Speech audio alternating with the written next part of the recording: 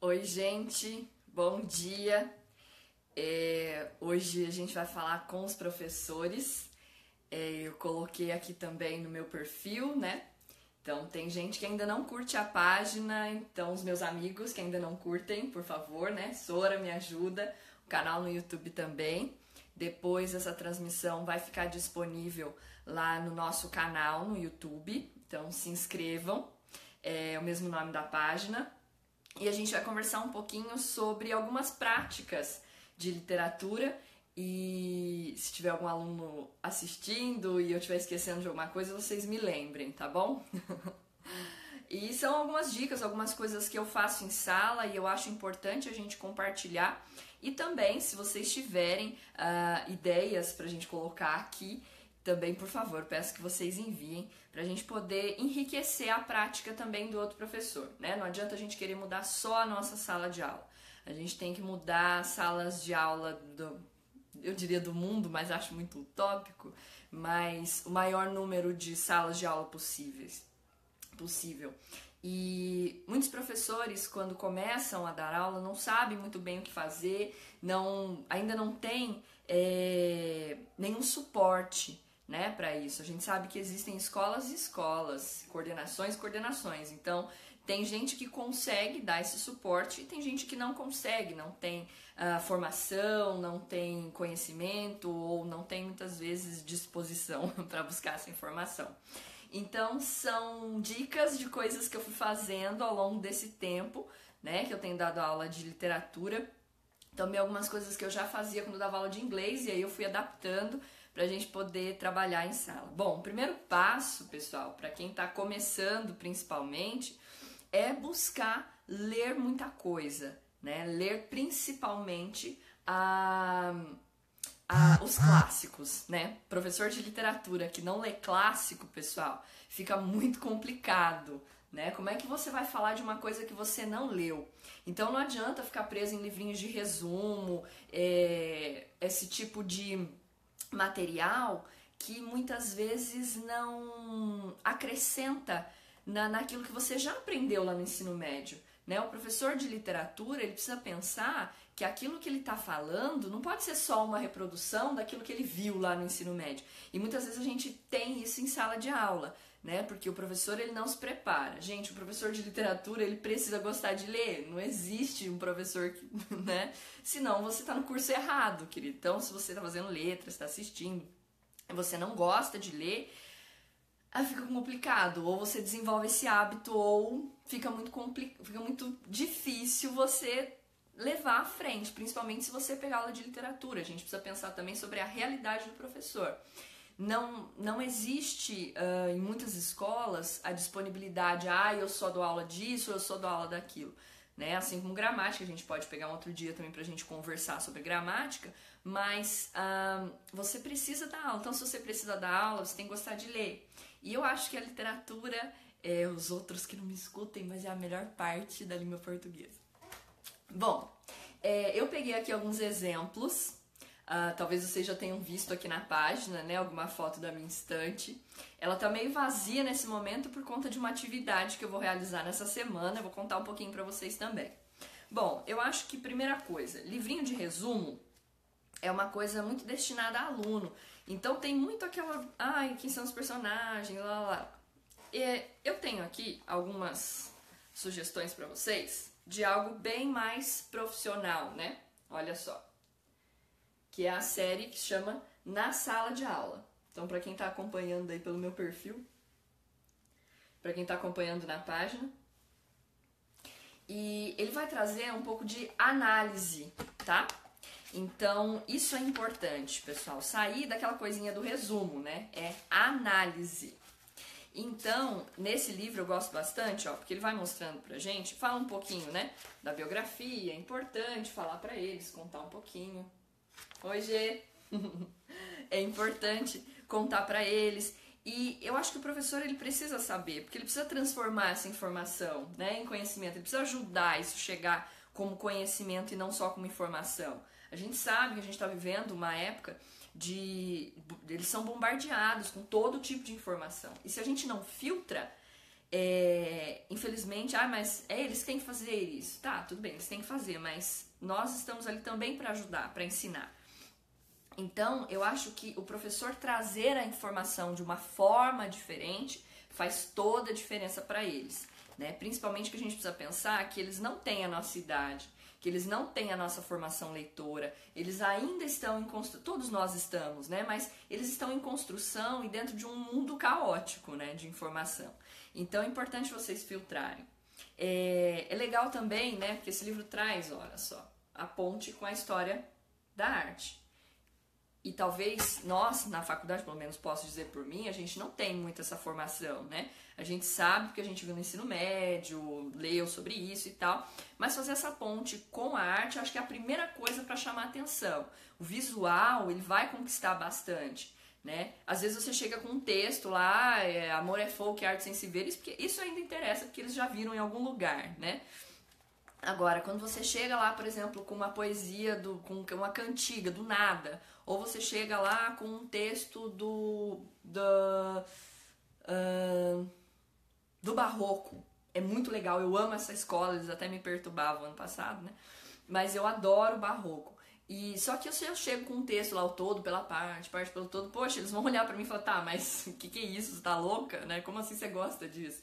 Então a gente precisa mostrar também por que a gente gosta daquilo. Por que aquele texto nos desperta, assim, tanto fascínio. E é importante que o professor seja apaixonado. Eu acho que a literatura, como toda a arte, ela precisa, né, que a gente mostre por que a gente é apaixonado por aquilo. Tudo bem, né? Nem toda paixão precisa de explicação, mas mostra que você gosta realmente, né? Às vezes eu me empolgo tanto que eles falam, nossa professora, você gosta tanto assim disso aí? Eu falo, gosto, gente, pior é que eu gosto. E quando a gente pega uma análise, acho que a gente não tem que olhar com esses, delimitando, só pensa assim, não, uma análise, pessoal, que seja o Alfredo Bozzi, é uma análise, ela não é a palavra definitiva, tá? Então, a sua palavra enquanto professor, a sua análise, a análise dos seus alunos, ela importa muito. É a visão, a literatura é isso, ela não tem um dono. Eu escrevo, né? Pra quem não sabe, eu tenho 3 livros infantis, tenho um de poesia chegando, acabei de participar de uma coletânea. Mas eu escrevi com a minha visão. Quem lê tem a sua própria visão. E isso não tá errado. Então a gente precisa pensar também que a literatura ela é livre, ela precisa disso, ela precisa ser oxigenada com novas interpretações, né? Então se a gente fica só naquela de eu preciso de ter uma análise para passar para os meus alunos, o que eu vou escrever na lousa disso? Peraí, né? O que eu vou escrever na lousa? Calma aí, né? A gente precisa pensar primeiro o que eu tenho para contribuir com a leitura dos meus alunos quando eles pegarem esse texto. Outra coisa que eu gosto bastante também são as obras completas de autores. Olha, esse daqui é do Fernando Pessoa e que tem algum tipo de comentário. Esse daqui é com a dona Cleonice. A dona Cleo, caso vocês não conheçam, fica aí uma outra dica. Tem é tipo um sarau, né? Muito lindo dela com a Betânia. Eu tive a oportunidade de assistir em Paraty, na Flip, em 2013, e chama Fernando Pessoa Beira-Mar, algo assim, tem completo no YouTube. E tem também um documentário onde a dona Cleo e a Betânia falam sobre os poemas, declamam os poemas. Então, gente, para chamar a atenção de aluno, não adianta pegar o poema e ler assim: guia-me a só razão, não me deram mais guia. Não, poesia é som, é ritmo, é respiração diferente, é ritmo diferente, é fala diferente. Então, o professor que compreende isso e traz isso para o aluno, daqui a pouco eles estão aí participando de saraus aí fora. E eu acho que a gente precisa pensar nisso. Para que eu estou ensinando literatura? Para que eu estou trazendo para ele esse texto?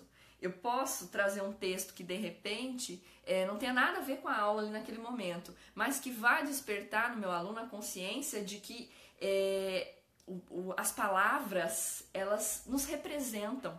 Elas muitas vezes nos colocam num lugar que a gente não consegue chegar, umas palavras prévias, né, nos colocam num lugar que a gente não consegue chegar sozinho. Então é interessante mostrar isso para os alunos, né? Mostra para eles que a palavra que a gente escuta, declamada, bem declamada, é uma palavra que tem força. Isso conquista dentro do ensino de literatura, né? Eu gosto bastante quando eles querem declamar. Então lembra lá, desde pequenininho, eles declamavam, oi Lu, eles declamavam, então eles gostavam com certeza, né, lá dos poeminhas do Vinícius de Moraes, das borboletas e tudo mais. Por que se perde tudo isso? Por que a gente deixa de achar que a declamação é importante? Não é só na formação da oralidade deles lá quando eles eram pequenininhos, mas é também agora, né, na formação do gosto pela leitura, mas da leitura realmente bem feita. Não aquela leitura, a professora mandou, então eu tô falando aqui. Não, a gente precisa ir além disso, né? E isso conquista muito os alunos. Então é importante que você, professor, conheça, tenha um bom repertório, né? Que você tenha os seus autores favoritos. Eles adoram perguntar isso pra gente, né? Professora, qual que é o autor que você mais gosta? Aí eu fico assim, gente, difícil falar, eu gosto de tanta gente, eu acabo citando alguns. Uma das que eu gosto muito, até separei um livro aqui, é a Lígia Fagundes Telles. Então compartilhem as experiências de leitura que vocês tiveram. A minha experiência de leitura talvez mais forte, mais marcante, interessante, foi com a Lígia. E foi uma professora no 9º ano, né? Quando eu estava no 9º ano, a gente ainda chamava de 8ª série. Não faz tanto tempo assim. Mas ela chamava Luana também. E ela pediu pra gente ler o Antes do Pôr do Sol, da Lígia. E Venha Ver o Pôr do Sol, aliás, desculpa. Venha Ver o Pôr do Sol, da Lígia. E aquilo pra mim foi um choque. Eu nunca tinha lido um texto assim tão impactante. Poxa, eu não vou contar, né, o que acontece, a gente tem que assistir. Mas quando você pensa naquela situação, né, de um casal e que eles estão num cemitério e que acontece tudo aquilo, eu falei, meu Deus do céu, o que é isso? Eu preciso ler mais dessa mulher. E aí eu passei toda a minha adolescência lendo a Lígia.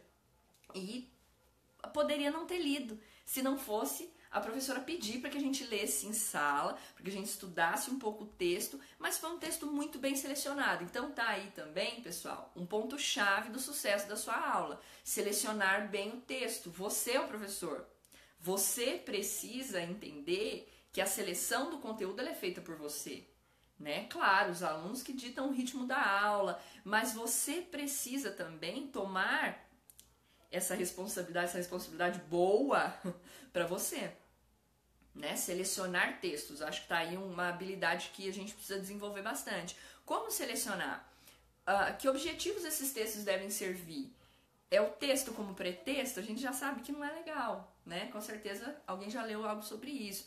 Então não é interessante a gente ficar assim, porque eu quero falar hoje sobre classicismo, então eu vou trazer um texto só que tem... Não, né? A gente precisa de algo que nos toque, que toque os alunos também, e que por acaso estava lá dentro desse período. Então a seleção dos textos é muito importante. Mas eu trabalho num sistema muito fechado. Eu tenho certeza que uma brecha sempre a gente acha, né? A gente acha para tudo. Por que não vai achar para colocar um texto interessante? Então, observe bastante, né? O que os seus alunos gostam? O que está acontecendo? Por exemplo, nessa semana aí a gente teve essa discussão muito grande sobre o suicídio.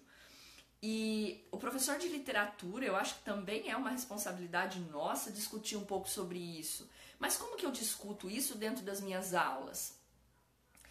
Essa sensação estranha, né, em relação ao mundo, ela já foi descrita por outros autores, já foi descrita por autores. Por que eu não posso levar isso para minha sala e discutir um pouquinho?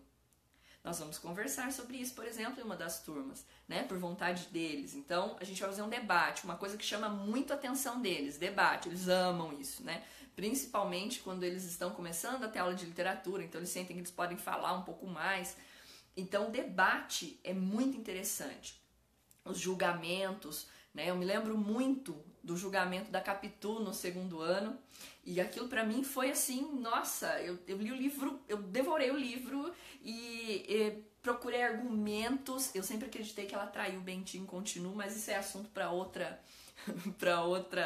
momento. Mas aquilo pra mim e pra minha sala, eu via que até aqueles alunos que não gostavam muito de ler se envolveram tanto, que aquilo me marcou de um jeito que, sei lá, hoje eu sei trechos assim do livro sem precisar pegar.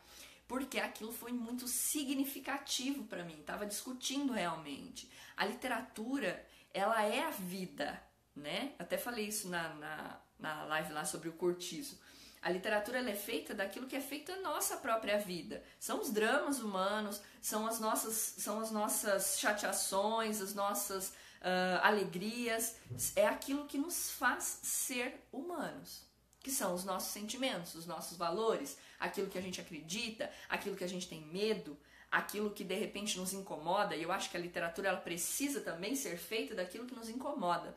A gente precisa formar os nossos alunos para lerem coisas que os incomodam, porque eles vão lidar com coisas que os incomodam a vida inteira. Só que esse incomodar não pode ser algo repulsivo nesse momento onde eles estão, né? Dentro da sua formação leitora, isso não é interessante. No ano passado, no final do ano passado, para trabalhar o arcadismo, a gente julgou o Tiradentes. Então estamos aí, né, no finalzinho aí do feriado do Tiradentes, e o que a gente fez? Eles foram divididos em acusação, defesa, júri, e tínhamos os personagens históricos ali. Então a gente tinha o Tiradentes, tinha o Cláudio Manuel da Costa, tínhamos a rainha, nós tínhamos a Marília de Dirceu, nós tínhamos a Bárbara Eliodora, Alvarenga Peixoto. Então os alunos fizeram esses papéis, né? Então eles colocaram ali, qual era a visão da Bárbara, por exemplo? Qual era a visão da Marília de Dirceu? Qual era a visão do Tomás Antônio Gonzaga, do Cláudio Manuel da Costa, do próprio Tiradentes? Então a gente misturou um pouco da história, da literatura da época, porque foi muito... Acho que foi um movimento que não dá para separar, né? O arcadismo e a Inconfidência. Então eles tiveram que estudar bastante. Eles pensaram sobre leis, eles pensaram sobre ética, moral, eles pensaram sobre a construção literária da época, né? Que acabou sendo algo de denúncia. E eles pensaram também sobre a personalidade dessas pessoas, né? Elas estavam envolvidas com um movimento que marcou a nossa história. Então, e aí eu deixei livre para eles, né? Eles não tinham que enforcar o Tiradentes de novo se eles não achassem que assim deveria ser. Então a única coisa que eu fiz foi ficar corujando, né? Dando volta na sala, tirando foto, porque eles deram conta. Então, e aí a gente tem que disponibilizar as nossas aulas também. Ah, faz isso em casa. Não, peraí. Eu preciso pensar que isso é um projeto. Se é um projeto, eles vão ter que ter um pouco de tempo dentro da minha aula para fazer isso. É gestão do tempo de sala de aula. Se a gente quiser falar 50 minutos lá na frente, você não vai fazer nada. Infelizmente, é a duras penas que a gente descobre isso, né? Mas a gente precisa dividir um pouquinho o tempo. Precisa pensar que eles também querem falar. E eles têm que falar, e eles têm que falar mais que a gente. A gente já falou muito nessa vida, né? Deixa eles falarem um pouco. Eles precisam falar. E a literatura, ela começou como algo oral. Ela não começou escrita. Então, se a gente proíbe essa fala, a gente está proibindo a literatura para eles também, né? Não sei se é um raciocínio muito prático, porque às vezes a gente não tem como vivenciar isso, né? Quem dá aula no cursinho, muitas vezes, não consegue ter tempo para eles falarem. Não tem, não há. E quem está trabalhando no ensino médio, às vezes vai do cursinho para o médio, estranha muito isso, porque, nossa, eles querem falar, eles têm necessidade disso. E foi muito bacana essa atividade do Tiradentes, porque eles fizeram assim, teve turma que me surpreendeu muito. Aliás, as três, né? Trabalhava com 3 do ensino médio. As 3 turmas me surpreenderam muito. Porque em uma turma, eles enforcaram Tiradentes de novo. Na outra turma, ele foi condenado ao degredo. E na outra, libertaram Tiradentes. Então, as noções, as interpretações dos fatos históricos, e aí eles aprenderam outras coisas, além de simplesmente... que se eu colocasse ali na lousa, quem foi Cláudio Manuel da Costa? Quem foi Alvarenga Peixoto? Quem foi? E eles descobriram personagens que de repente não são muito conhecidos, como é o caso da Bárbara Eliodora. E foi uma coisa muito interessante que eu compartilhei com eles, não uma história minha de leitura, também, mas uma história minha de vida, né? A minha avó costumava declamar esse poema da Bárbara Eliodora, né? Da Bárbara Bela, do Norte, Estrela, que o meu destino sabes guiar. E eu nem imaginava que era dessa época. Quando eu me deparei com isso, eu falei, meu Deus, eu preciso contar para eles, né? E eu acho que o professor também precisa mostrar isso, que a vida dele tá ali. Às vezes a gente fica assim, o aluno é o centro, eu não posso falar nada, o aluno é o centro, o aluno é o centro. Tudo bem, você não vai ficar contando o que você fez ontem, não é isso. Mas o aluno é o centro, sim, mas nós somos gente, nós estamos ali, nós temos a nossa própria vida, e a nossa vida é literatura também. Né? A gente precisa selecionar aqueles fatos interessantes para que eles conheçam e que eles saibam, poxa, isso marcou a minha professora. Ela é gente também, eu também tenho coisas que me marcam, eu sou gente também. Então é gente conversando, é gente trocando experiências. Então isso eu acho fantástico quando a gente consegue fazer. E aí eles se vestiram, inclusive, como os personagens, então eles se engajaram muito nisso. E aquilo virou um debate assim, e eles foram questionando coisas e buscando. Isso fez com que eles entendessem o que era o arcadismo. Eles vivenciaram. Então a gente precisa também proporcionar situações onde eles vivenciem. Ano passado eu trabalhei também o Alto da Barca do Inferno com o primeiro ano. E eu me lembro também de já ter trabalhado numa outra escola onde eu trabalhei com o primeiro ano. E nós lemos o livro inteiro juntos. Dá pra ler, gente. Então, se você trabalha com o primeiro ano, ou você vai ler esse livro em outro momento, no segundo, terceiro ano, leia. Dá pra ler com eles. Nem que seja, sei lá, um trecho. Ano passado eu li ele inteiro. A gente levou 3 aulas. 3, 4 aulas. Então, eles brincam com a linguagem. Em alguns momentos, a gente precisa entender que não adianta jogar na mão deles e falar, ó, lê aí. Pronto, se vira. Ah, procura na internet, você não tem internet na sua casa? Mas não é assim que funciona. Eles precisam que a gente, em alguns momentos, esclareça algumas coisas. Se fosse assim, não precisaria que você estivesse em sala. Era só ligar ali e ver qualquer coisa. Não é assim. Né? Então, foi muito interessante que a gente leu juntos. Então, eu morri de rir em alguns momentos, né? Eles lendo a parte do padre que entra dançando. Então, eles faziam a musiquinha. Então, isso faz com que a gente se envolva. E depois, eles produziram um vídeo encenando. Se é uma peça de teatro, os seus alunos precisam encenar isso. Não adianta você falar, Gil Vicente foi um grande teatrólogo, nossa, o cara era muito admirado, a peça não sei o que, tá, já leram, queridos, agora a prova, vamos lá, acabou. Não é assim que funciona, né? Aliás, é assim que funciona, mas não poderia ser. Essa semana eu trabalhei, a gente terminou de trabalhar a Hora e Vez de Augusto Matraga, com o primeiro ano também. E nós fizemos uma avaliação, eu percebo que os meus alunos, muitas vezes, eu acho que não só os meus, os de vocês também, a prova ela não é feita de forma consciente. A prova ela é feita, ai meu Deus, a professora deu 20 questões, deixa eu ver aqui. Ah, eu vou chutar essa daqui, eu não sei, depois eu vejo o que eu faço. Ah, 1, 2, 3, ah, essa aqui, eu vou escrever qualquer coisa, eu lembro o nome. Não, não é assim, acho que não pode ser assim, isso me incomoda muito. E eu fico pensando, nossa, eu preparei tudo isso pra ele chutar, mas por que ele tá chutando, né? Essa forma de avaliação tá me levando a isso. Então eles ficaram em grupos pequenos, 3 pessoas, e eu escolhi 3 perguntas fundamentais sobre o livro, né? Relacionar sertão psicológico ao sertão geográfico, um trecho do livro onde eles tinham que falar sobre neologismo, projetei o texto na lousa, a outra turma tinha que fazer uma intertextualidade entre a história do Matraga, né? E a parte lá que fala do jumento, então a história de Jesus. Então isso fazia com que eles tivessem que pensar. Só que eu não dei as 3 questões de uma vez. Eu pedi para eles se reunirem, dei uma questão, 10 minutos, responde, próxima questão, 10 minutos, depois terceira questão, 10 minutos, responde. Tive respostas maravilhosas, muito mais produtivas do que se eu tivesse colocado lá 200 questões como a gente costuma fazer. E isso não é interessante. A gente precisa pensar numa avaliação consciente. Nós estamos fazendo as coisas cada vez mais assim, desbaratinados, na loucura. E meu Deus do céu, tem prova de literatura hoje, eu tenho prova de sociologia daqui a pouco, eu tenho prova de matemática à tarde, o que eu vou fazer? E a gente precisa pensar nesses processos de avaliação como avaliações formativas de verdade. Isso é muito bonito na teoria, mas como é que funciona na prática? Eu percebi que isso foi uma avaliação formativa para eles. Então, eles tiveram a oportunidade de partilhar também impressões sobre o livro. Mas antes disso, o que nós fizemos? Nós fizemos uma roda, nós conversamos sobre a leitura, nós falamos sobre todos os aspectos da narrativa. Eles colocaram um pouco daquilo que eles já tinham lido, a gente conversou. Tem uns 2 anos mais ou menos, na escola onde eu trabalho, eles fizeram a encenação do Matraga. Então, o que eles lembravam disso? o que ficou bem claro para eles, o que eles não entenderam. É importante também lidar assim, né? O que você não entendeu? Ah, você não gostou? Mas por que você não gostou? Não, tudo bem você não gostar. Se você leu, você está me dizendo que você não gostou, você está dizendo com toda a propriedade. Agora, se você fala que você não gostou e você não leu, aí, querido, sua opinião é vazia. A gente precisa dizer isso pra eles. Pra você falar pra mim que você não gosta, você lê e me diz o motivo. Se você me convencer, até tiro esse livro daqui no ano que vem.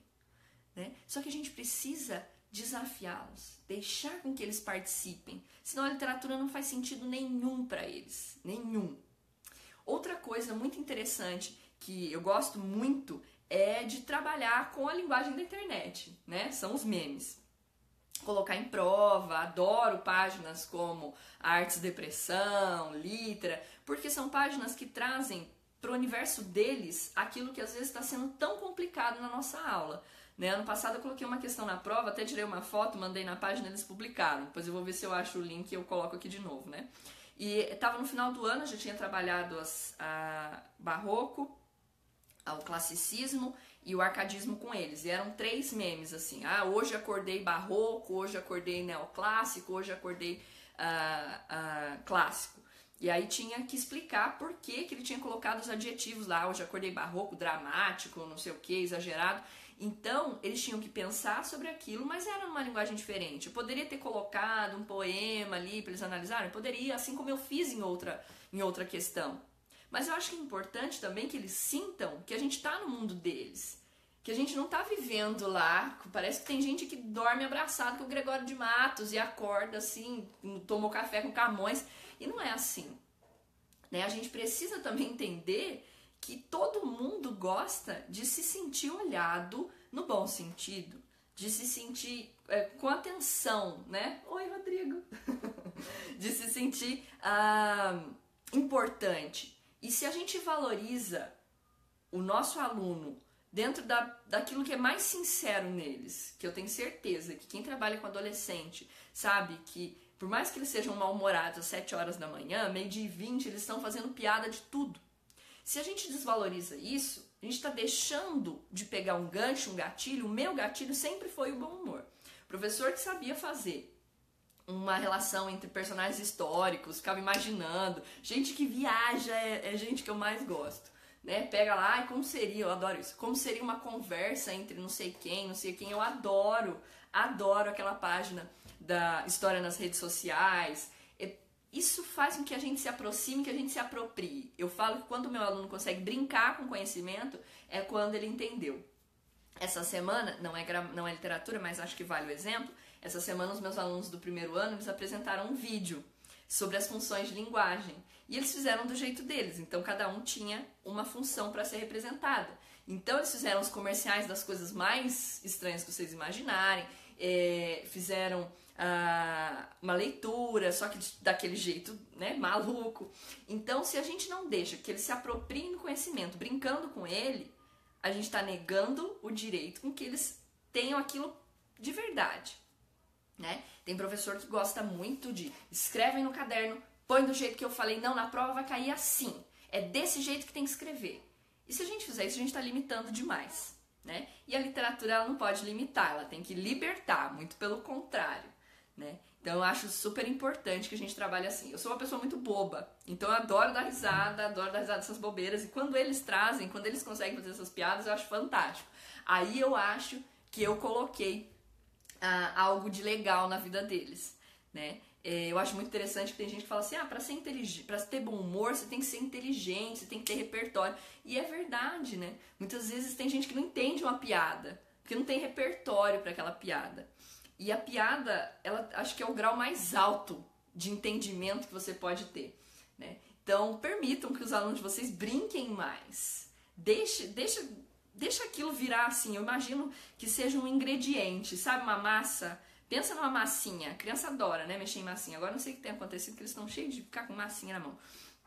Mas pensem numa massa. É isso que o conhecimento tem que ser na mão deles. Que eles façam assim, de verdade, que eles apertem, que eles vejam sair. Sabe a massinha do dedo? Não sei se vocês já fizeram isso.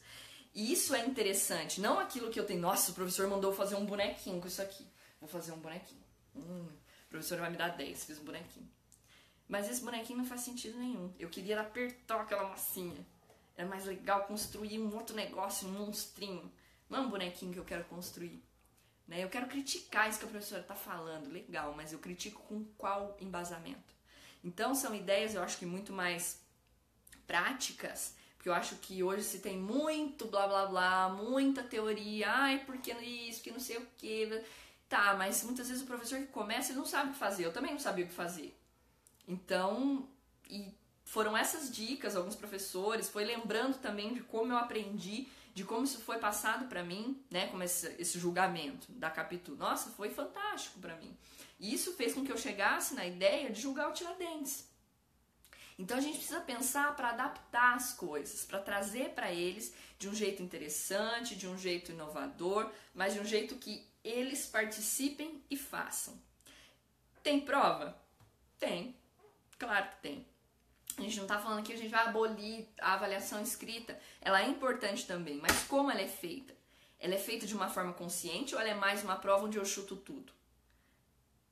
O livro que eu tô lendo, ai, que saco ler esse livro, meu Deus, porque a professora pede. Ai, meu filho, professora, eu li lá na minha época, a professora não muda a lista, não?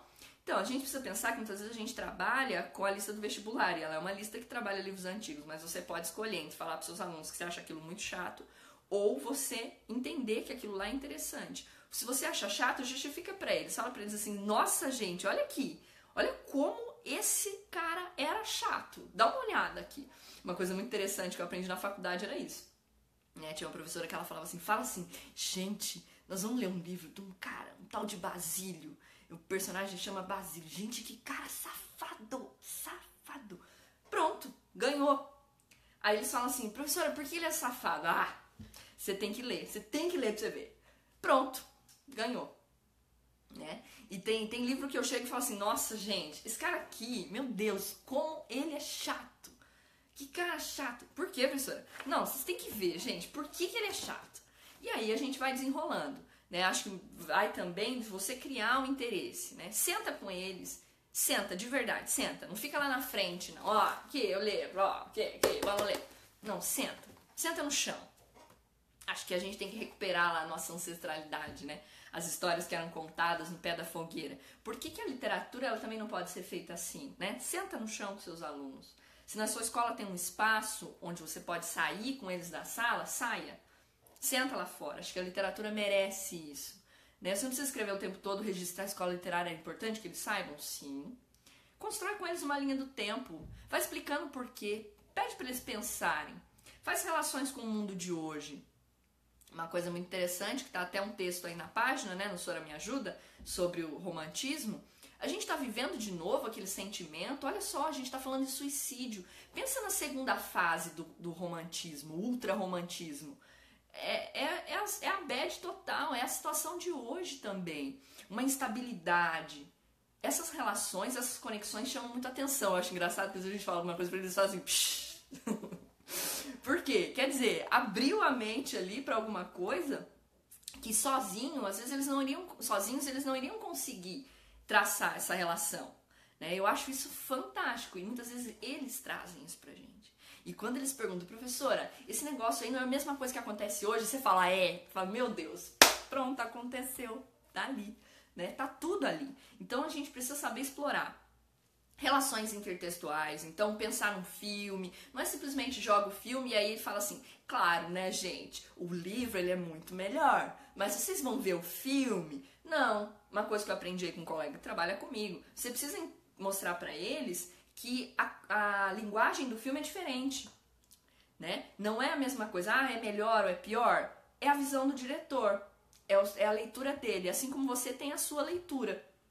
Então é interessante mostrar isso pra eles. Qual foi a leitura que o diretor fez lá no filme Dom, por exemplo, que ele fez do filme Dom Casmurro? Capitães da Areia. Qual é a leitura que o filme fez? O que tem de interessante pra gente analisar? Então a gente tem que pensar que não é simplesmente jogar o material e deixar com que ele se vire. Vamos assistir o filme, mas é claro, né, gente? O livro é muito melhor. Não é assim que funciona. Se a gente fizer isso, a gente está perdendo a oportunidade de discutir essa relação intertextual. As músicas que tratam de textos, gosto muito disso, né?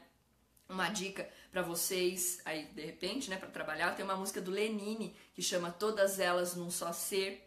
ele vai falando, né, de algumas mulheres dentro da literatura, dentro da música, principalmente dentro da música. E a música é a literatura também.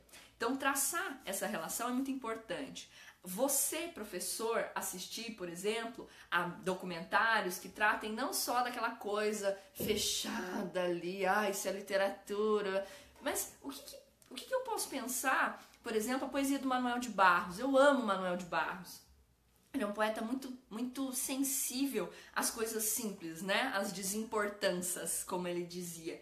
E o que eu posso relacionar com isso? O que eu posso trazer de sensibilidade para os meus alunos quando eu penso no Manuel de Barros? Se a gente não fizer essas relações, pessoal, a gente está ensinando para nada, a gente está pregando no deserto. E não é porque não tem gente para ouvir, não, é porque não tem necessidade. Então, que necessidade de literatura a gente tem no mundo de hoje? Para que serve esse ensino de literatura? Tem até um livro aqui, ó, Ensino de Literatura. Faz alguns questionamentos assim, né? E tá aí também, ó, uma tarefa do professor, estudar. Não adianta nada a gente querer que os nossos alunos estudem. Eu fiz um curso também de pós-graduação, tem um material aqui, ó, a capinha tá até rasgada de tanto que eu usei. Então, metodologia do ensino de literatura, ó. São ideias. Aqui também não é uma bíblia, não é um livro de receitas da Palmeirinha, né? Onde eu abro e falo, hoje eu vou fazer isso, essa receita. Ingredientes, alunos, um livro, 2 cadernos. Não é assim que funciona, né? As crianças não são ingredientes da receita da Palmeirinha. A gente tem que pensar o tempo inteiro no que fazer para transformar essas pessoas que estão na nossa frente, não esses ingredientes da receita da Palmeirinha, né? Senão, nós também somos ingredientes, e a gente quer ser tratado assim? Não quer, né? Então, pense em desenvolver muito mais o pensamento, desenvolver as relações intertextuais, é para isso que eles leem. Pensem como eles podem relacionar isso com o mundo que eles vivem, como eles podem transformar a própria visão sobre o mundo. Então a literatura ela precisa ser transformadora. Então os debates são muito importantes. Deixa que eles falem. Deixa falar. Deixa, né? Eles precisam desse espaço. Eles precisam julgar dentro de um contexto para que eles não saiam por aí julgando os outros. Eu falei para eles muito disso quando a gente estava falando do Alto da Barca do Inferno. Foi naquela época daquele caso da menina que foi estuprada por aqueles caras, enfim. E aí a gente estava trabalhando a questão do julgamento.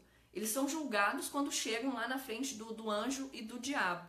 Será que a gente não está sendo o diabo de todo mundo todos os dias? Será que a gente está sendo aquele que não escuta, aquele que ri do outro, aquele que julga o tempo inteiro? Então, como que as notícias chegam até a gente, como que nós reagimos sentimentalmente, como que a gente está julgando tudo isso. Então, essa questão do julgamento, acho que ir puxando coisas, porque se ele escreveu isso lá na época dele, isso foi tão marcante que sobreviveu até hoje, por quê? O que isso nos diz até hoje? O que isso é importante pra gente aqui em 2017? E o que é importante para os nossos alunos em 2017. Né? Então, assim, para fechar um pouquinho aqui da conversa, por mim eu ficava aqui falando a manhã inteira, óbvio. Mas é importante contextualizar, não aquela contextualização assim. Agora nós vamos ver aqui o que aconteceu na época aqui, não sei o quê. Isso é importante? Sim, mas contextualizar em termos de importância para eles. O que eu posso pensar sobre isso para a minha vida? Mas nem tudo que eu ensino tem a ver com a vida. Sim, querido, mas um fiozinho assim, ó, pelo menos você pode puxar. Um fiozinho, um que seja. Puxa esse fio.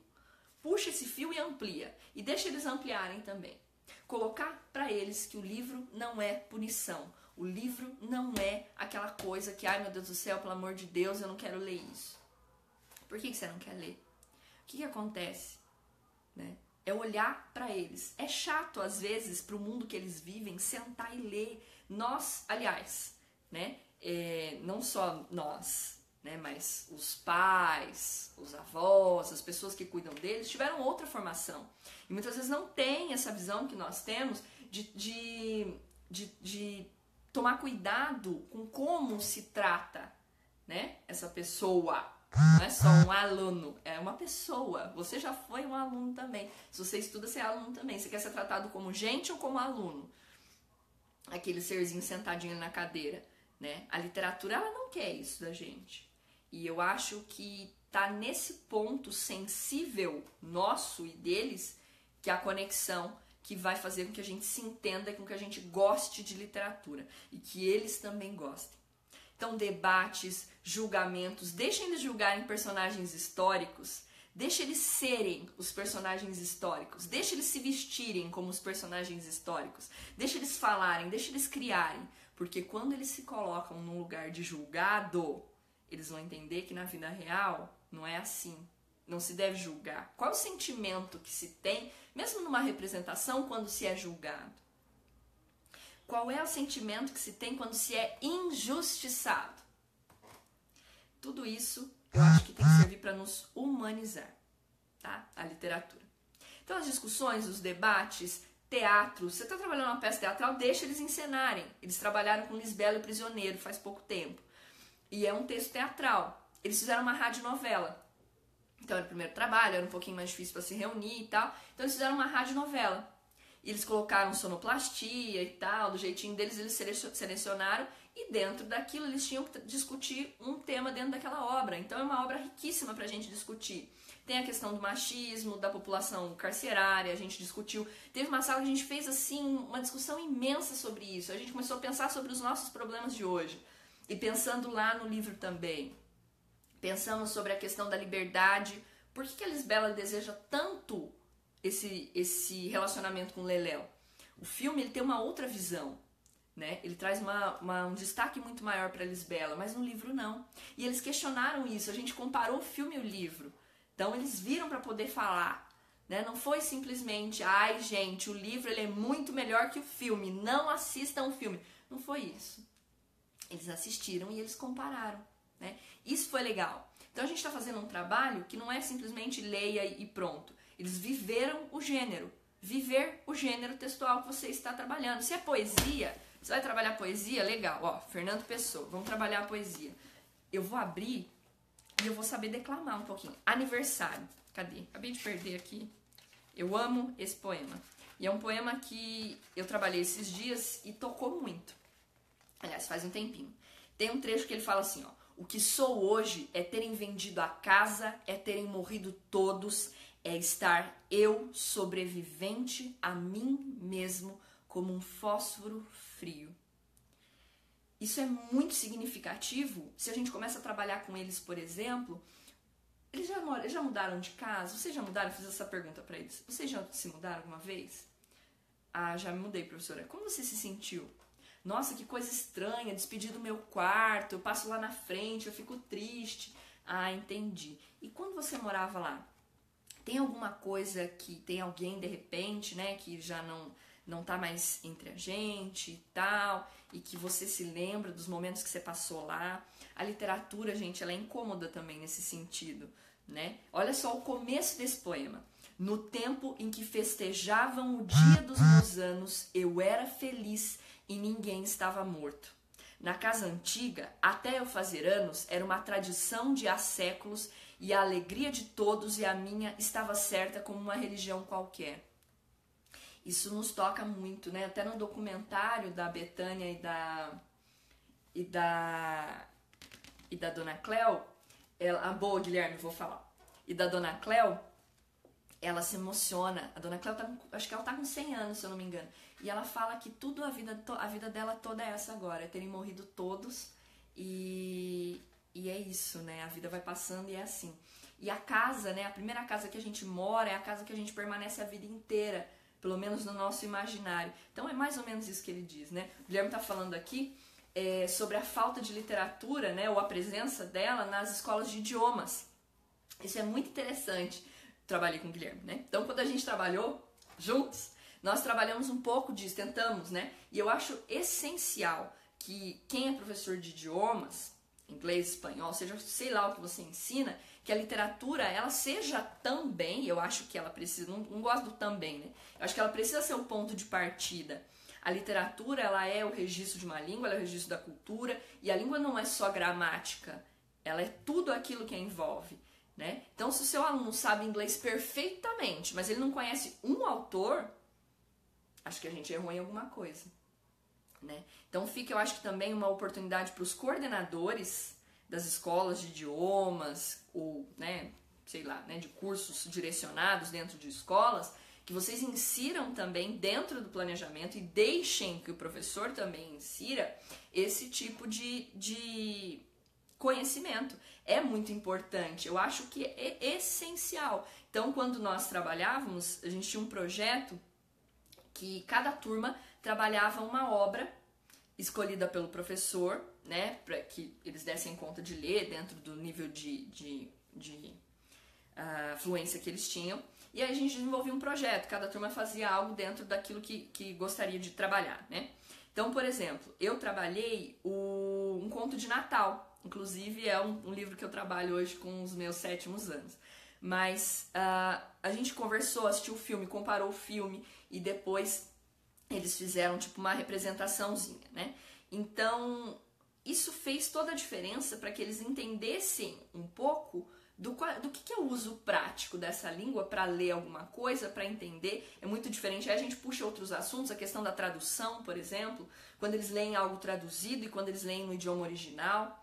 Esse tipo de coisa também reforça para eles para que eu estou aprendendo inglês, para que eu estou aprendendo espanhol, para que eu estou aprendendo francês, para que eu estou aprendendo árabe. Eu estou aprendendo isso para que eu possa sentir também naquela língua aquela literatura, né? Isso é muito bacana. Então fica para os professores que trabalham em escolas de idiomas e que têm alguma abertura, para os coordenadores principalmente, né? Fica aqui o meu apelo, não só os coordenadores de escolas de idiomas, mas coordenadores, tem escola que eu sei que trabalha com coordenação de idioma dentro da escola regular. Faça esse momento, oportunize isso para o seu professor, incentive isso, peça para que ele trabalhe. Isso é muito importante. Não é esse trabalho de, legal, olha só, isso aqui é uma obra muito importante para nós. Mas por que os nossos alunos muitas vezes não conseguem aprender outro idioma? Eles não conseguem se expressar em outro idioma. Expressar. Não é falar, não é pedir um café, não é falar no aeroporto, onde fica não sei o que. Não é isso. É também, né? É o uso prático. Mas por que muitas vezes eles não se sentem confortáveis? Porque eles não conseguem falar daquilo que mais deles, que é mais deles, né? Que é o sentimento, é aquilo que a gente é de verdade. Então, como que eu falo disso sem falar de literatura? Como que eu entendo como um povo pensa, como ele age, como ele sente, sem ler? É muito complicado, né? Então, por que a gente estuda literatura portuguesa e quando a gente vai estudar dentro da aula de idioma, a gente só fica no danado, tudo bem, hoje mudou um pouco, né? Mas a gente só fica lá no danado do verbo to be. Por quê? Por que a gente não vai além disso? O que falta? Falta tempo dentro da sala de aula, falta incentivo, falta conhecimento, falta o professor saber que ele pode fazer isso, falta o professor conhecer as obras, porque a gente sabe que dentro do nosso país é muito difícil. Antes de ontem eu fui à livraria, eu quase caí de costas com o preço. Né? Mesmo na internet a gente sabe que tá difícil. Então a gente poderia promover outras coisas também, troca de livros. Quando você pensa em disponibilizar literatura, como que você faz isso? Né? Quando nós trabalhávamos juntos, um dos grandes desafios era como pedir para os pais adquirirem este livro, já que eles já compravam o material da escola. Mas é um paradidático dentro de escola de idiomas? Eu acho que a gente ousou bastante quando a gente trabalhou dessa forma. E deu muito certo. Nós tivemos projetos lindos, maravilhosos, que não teriam acontecido se a gente não tivesse ousado em trabalhar um livro por sala. Desde os pequenininhos. Green Eggs and Ham, por exemplo, eles trabalharam. Acho que até no meu perfil do YouTube, sem ser o perfil do Sora Me Ajuda, é o Luana Ribeiro, tem um vídeo. É verdade, bem lembrado, Guilherme. Se vocês quiserem também alguma ideia de projeto, né, quem trabalha com inglês, o canal é Luana Ribeiro. Tem a minha fotinha lá, vocês vão reconhecer. E tem uns 4 ou 5 vídeos sobre esses projetos com a literatura. Então, dá para vocês terem uma ideia também. Muito legal, bem lembrado. Eu não iria falar se não tivesse me lembrado aqui. Então, gente, é importante não só o professor, mas quem cuida do professor, né? A coordenação. A coordenação, olhar com cuidado, seja em português, em inglês, espanhol. Mas como esse professor está tendo suporte para trabalhar? Os alunos estão adquirindo os livros, estão emprestando na biblioteca, tem na biblioteca, não tem? O que a gente vai fazer? A gente não pode promover uma troca dos livros, a gente não pode promover uma feirinha para os alunos do ano, na escola onde eu trabalho isso acontece, né? O ano anterior venderem um pouquinho mais barato do ano seguinte, para que todos possam ter. Então isso acho que nos ajuda também a pensar a literatura como parte natural da nossa vida. Né? Às vezes eu acho que tem aluno que faz assim, tá, agora eu vou parar a minha vida, o mundo vai parar porque eu vou ler. E não é assim, né? Se a gente não fizer essa naturalização da literatura dentro da vida, a gente vai continuar tendo muito problema, porque parece que é meio errado, né? Parar pra ler, poxa, eu dou aula numa escola de idiomas, eu tenho tanto conteúdo, eu não dou mais, né? Mas já dei. Tenho tanto conteúdo pra cumprir, eu vou parar pra ler livrinho? Calma aí, não é assim, né? E eu vou contar um segredo aqui, né? Muitas vezes eles vão aprender muito mais com o livro do paradidático do que com o que você está falando. Então a gente precisa também dar ferramentas para que eles sejam gente sozinhos e não só sob a nossa supervisão, né? Então, espero ter esclarecido algumas coisas. Tem muito mais que a gente pode falar e a gente pode ir conversando durante a semana. Se vocês tiverem sugestões, escrevam também, a gente posta. Eu acho que esse canal ele precisa ser aberto para isso. Nós conversamos muito pouco sobre práticas, a gente conversa muito sobre estratégias de ensino, aprendizagem, mas ninguém fala pra gente, ninguém abre a caixinha, ninguém abre a boneca pra ver de onde sai a música. E é isso que a gente quer, né? É isso que a gente precisa. Poxa, como funciona na sua sala? O que você fez de legal? O que você pode contar pra gente? Então, Guilherme, eu acho que eu tenho um vídeo disso que você tá falando aqui embaixo. Tenho sim, tá lá no meu perfil. Depois dá uma olhadinha lá. Então, o que eu posso fazer dentro da minha sala de verdade para que essa coisa aconteça? Eu acho muito chato quando a gente vai nessas palestras e a pessoa fica lá apresentando aquelas teorias que a gente já viu, mas ninguém diz pra gente, ninguém dá pra gente algumas ideias. Não é receita de bolo, mas é ideia. Às vezes funcionou comigo, pode funcionar com você. Eu acho que o professor precisa abrir mais as portas da sua sala. As pessoas precisam participar mais da sua vida, porque a sua sala precisa ter vida, ela precisa participar mais, né? Então, se a gente não tem isso, a gente não tem literatura, né? Então, muito obrigada para quem esteve comigo aqui, tanto na minha página quanto no meu perfil. Acho que essas conversas elas são muito enriquecedoras, não só para quem assiste, mas principalmente para quem faz, né? Olha só, eu não lembrava mais desse trabalho, foi muito legal o Guilherme ter lembrado desse trabalho. E eu acho que é legal compartilhar com vocês, já que tá lá também o vídeo, né? Para que vocês, se tiverem também interesse em fazer algo do tipo, façam e contem pra gente aqui que vocês fizeram, tá bom? Na página tem alguns exemplos, algumas coisas, eu vou compartilhando com vocês também. Tem os gêneros textuais, eu vou falar antes de acabar. Eu fiz uma mala de livros, eu tirei muitos livros aqui da minha estante e fiz uma mala. E nós vamos trabalhar gêneros literários, então a ideia é que eles se sentem em roda e façam uma leitura breve desses livros e pensem sobre os gêneros, qual é a função deles. Depois eu conto mais dessa atividade para vocês, tá bom? Então, muito obrigada para quem ficou comigo aqui. Depois essa live vai estar disponível lá no nosso canal, Sora Me Ajuda, tá? E também aqui na página. Então, muito obrigada por vocês estiveram aí comigo. Bom domingo, bom trabalho para vocês, bom retorno, né, nessa segunda-feira. Contem aqui pra gente o que vocês fizeram depois de pensar sobre tudo isso. Tá bom? Muito obrigada e até a próxima!